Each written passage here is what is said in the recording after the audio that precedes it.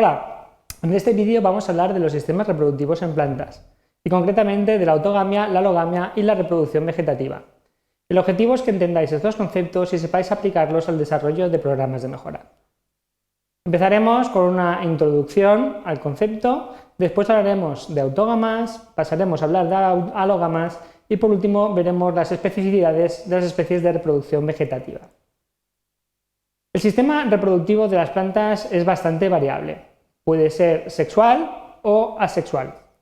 Dentro de los sistemas sexuales podemos diferenciar entre autogamia, con plantas como el trigo, la judía, el tomate o muchas otras, o alogamia, como el maíz, la zanahoria, el pepino y otras muchas cucurbitáceas. Pero también tenemos sistemas de reproducción asexual, en el cual no va a participar la formación de gametos. Sería el caso, por ejemplo, del plátano, la fresa, la alcachofa, la patata, el ajo o muchísimos frutales. Vamos a ver qué quiere decir cada una de estas cosas.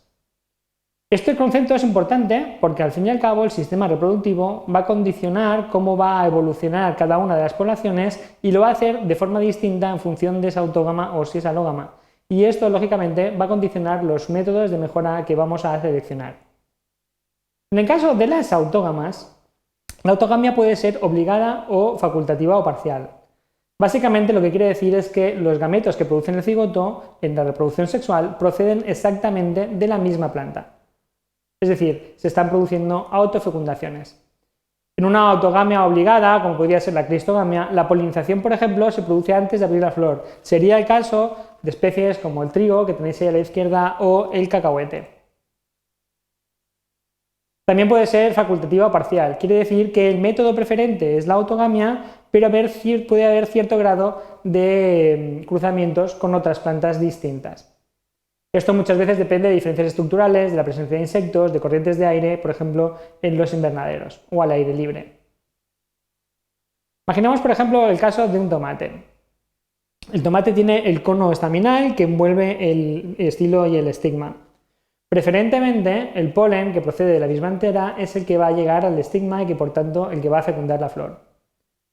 Otro polen de otras plantas también puede llegar, pero llegará más tarde y cuando el estigma ya está ocupado por el polen de la propia planta. A veces, por ejemplo en el caso del tomate, si hace mucho calor lo que puede ocurrir es que el estigma sea exerto. En ese caso, el polen de la propia planta es difícil que llegue al estigma y es más fácil que ese polen proceda de plantas distintas.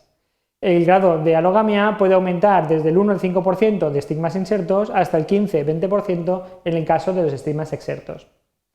En otras especies como el pimiento, este grado de alogamia puede ser incluso mayor, llegando al 15% o incluso a niveles muy superiores en casos extremos. En estos casos, en las autógamas, cuando queremos hacer cruces artificiales, lo que tenemos que hacer es emascular, es decir, quitar la parte masculina antes de que el polen esté maduro. Una vez hemos emasculado, podemos polinizar con el polen que queramos y cerramos la flor para que no pueda llegar polen de ninguna otra planta. Esto condiciona mucho si podemos producir híbridos o no. Por ejemplo, en el caso del tomate, con una flor emasculada y polinizada podemos producir entre 15 y 100 semillas. Sin embargo, en el trigo, por una flor emasculada y polinizada, únicamente produciríamos una semilla. Por esta razón, en trigo no se producen híbridos F1. En las poblaciones, normalmente las frecuencias génicas, las frecuencias alélicas se mantienen en equilibrio constante, aunque en realidad veremos que suele haber ciertas fluctuaciones. En el caso de las especies autógamas, ese equilibrio se produce cuando se eliminan completamente los heterocigotos, de forma que si P es la frecuencia de la hilo A mayúscula y Q es la frecuencia de la hilo A minúscula, P corresponde a la frecuencia de los homocigotos A mayúscula y Q corresponde a la frecuencia de los homocigotos A minúscula. Cuando hacemos un cruce, generamos, por ejemplo, un cruce de un heterocigoto por un heterocigoto, la segregación es un cuarto, un medio y un cuarto. Si volvemos a autofecundar todas estas plantas, los homocigotos, como vais viendo, progresivamente van aumentando en la población, al mismo nivel que los heterocigotos van disminuyendo progresivamente hasta que llegamos a este equilibrio, en el que todos son homocigotos y no quedan heterocigotos. Por tanto, en autógamas el nivel de heterocigosis es muy bajo, hay muchos alelos deleterios que se han perdido evolutivamente porque se manifiestan en homocigosis y tienen mayor cuajado en condiciones de aislamiento.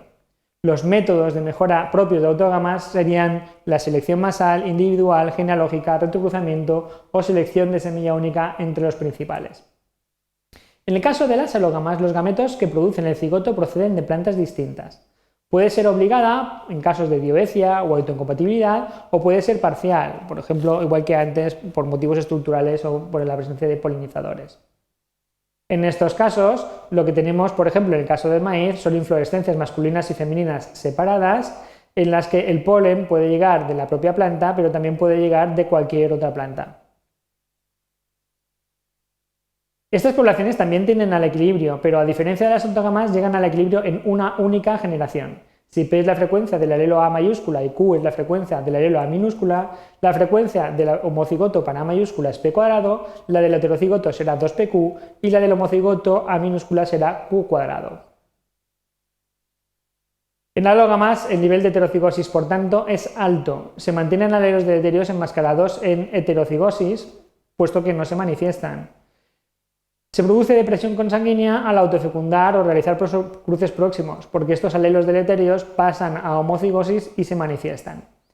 Y la heterosis es en general alta en estas especies, por ese efecto de ocultación de efectos deleterios, entre otros. En el caso de las alógamas, los métodos de mejora más habituales serían la selección masal, con simple o doble evaluación de descendencia, o la selección recurrente. Aunque también podemos utilizar métodos de autogamas para el desarrollo de líneas puras cuando vamos a producir híbridos F1. Para hacer un cruce artificial, lo que tenemos que hacer es una de las líneas que va a actuar como madre, la tenemos que emascular, es decir, quitar la inflorescencia masculina. A veces, en lugar de hacerlo de esta forma, lo que utilizamos es androesterilidad, es decir, un control genético que permite la esterilidad de la parte masculina, lo cual facilita el desarrollo de este tipo de líneas que van a actuar como madres.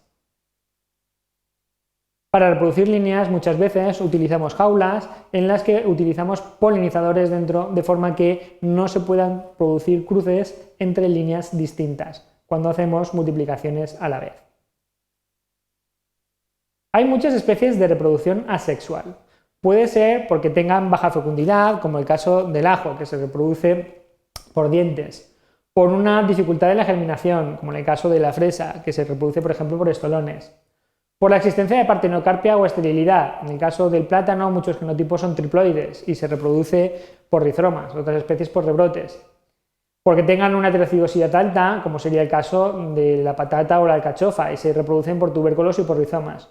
O porque tienen periodos juveniles largos y una heterocigosidad alta, como en la mayor parte de los frutales que se van a reproducir por yemas. Bueno, en estos casos, la reproducción asexual consiste en identificar un individuo con unas características superiores y directamente clonarlo, de forma que estamos produciendo copias genéticamente idénticas a la original. En este tipo de especies normalmente encontramos alogamia y por tanto niveles de heterocigosidad alta. Por semilla hay que tener en cuenta que aunque la pueda producir, no está reproduciendo el fenotipo de la variedad original. Y hay que tener en cuenta que las especies de reproducción asexual suelen tender a la acumulación de enfermedades, especialmente aquellas de origen viral. Los métodos de mejora que utilizamos en esta especie son con frecuencia la mutagénesis, la selección clonal y métodos que dependerán del sistema reproductivo, generalmente aquellos más propios de especies alógamas.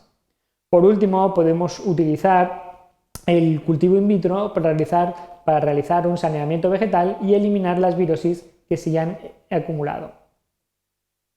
En resumen, las plantas cultivadas pueden reproducirse por vía sexual o asexual. En el primer caso pueden ser autógamas o alógamas, y el sistema reproductivo condiciona los métodos de mejora ampliar. Las autógamas pueden tener un cierto grado de alogamia, tienen baja heterocigosis, y tras un cruce se requiere de varias generaciones para llegar al equilibrio de Hardy-Weinberg.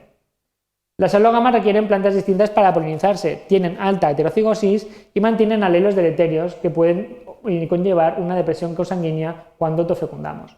Tras un cruce llegan al equilibrio de Hardy-Weinberg en una sola generación. Muchas especies de reproducción asexual son alógamas con alta heterocigosis y si se identifica un buen individuo simplemente se clona. Tenéis más información en el libro de Aqua, Principles of Plant Genetics and Breeding, o en el vídeo de Ana Pérez de Castro sobre el equilibrio de Hardy-Weinberg. Gracias por vuestra atención.